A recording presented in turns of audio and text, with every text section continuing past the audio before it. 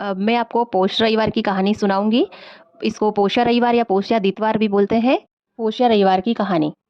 एक साहूकार था, उसके बच्चा नहीं था। एक दिन सवेरे वो बाहर गया, देखा एक किसान खेत में दाना डालने जा रहा था। साहूकार मिलते ही वो वापिस लौट गया और बोलता गया, आज तो शगुन अच्छा नहीं हुआ। साहूकार ने सुना, उसका मुंह उतर गया। उसकी पत्नी ने पूछा, आज क्या बात है? साहूकार ने सारी बात बताई तो पत्नी बोली, आज चिड़िया आई तो वे भी बोली बच्चे नहीं है तो दाना कहाँ से मिलेगा, कहकर उड़ गई। साहूकार को क्रोध आया। उसी दिन से वो सूरज भगवान की आराधना करने लगा। 12 वर्ष बीते।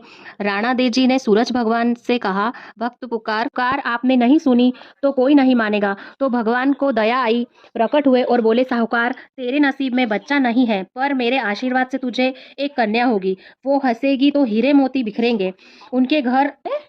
उसने घर आकर पत्नी को भी बताया। 9वें महीने एक कन्या ने उनके घर जन्म लिया।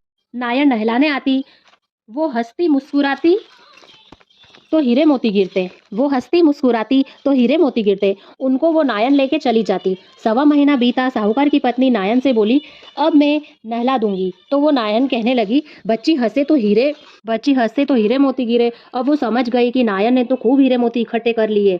लड़की बड़ी हुई तो माँ बाप ने सोचा, घर में तो धन बहुत है, पर जमाई रख लेते। एक गरीब लड़का ढूंढा, उसके साथ लड़की का ब्याह कर दिया। माँ दिन उगते ही बेटी को उठाने जाती और उसका मुंह देखती तो लड़की का पति बोला, अपने बीच सुबह सुबह माँ का क्या काम? तो लड़की बोली, माँ का नियम है कि वह सुबह होते ही मेरा मुंह देखती है। दूसरे दिन वो सुबह उठा और उसका मुंह देखा तो उसके मुंह में से हीरे मोती बिखरे। वो समझ गया कि इसीलिए सासू इसका मुंह पहले देख लेती है।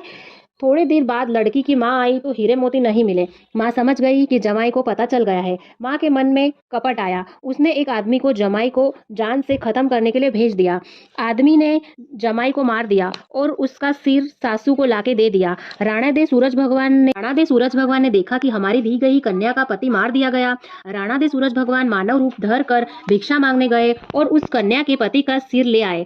अंग जोड़कर अमृत के छाटे दिए तो वह उठ कर बैठा हो गया। घर गया तो बेटी ने पूछा, पोष का रविवार का मेरा नियम है, दिन अस्त हुए बाद खाना नहीं खाने का, फिर आप इतनी देर से क्यों आए? वो बोली, तेरी माँ ने मुझे मारने के लिए आदमी भेजा, और सारी कहानी बता दी। बेटी बोली, अब हम यहाँ नहीं रहेंगे। जो मेरे सुहाग छीन ले वो क्या काम की। बेटी अपने पति के साथ अपने घर में रहने लगी। उसके घर में सुख समृद्धि हो गई और माँ के घर में धीरे धीरे दरिद्रता आ गई। सूरज भगवान बेटी पर प्रसन्न हुए, वैसे ही सब पर प्रसन्न होना।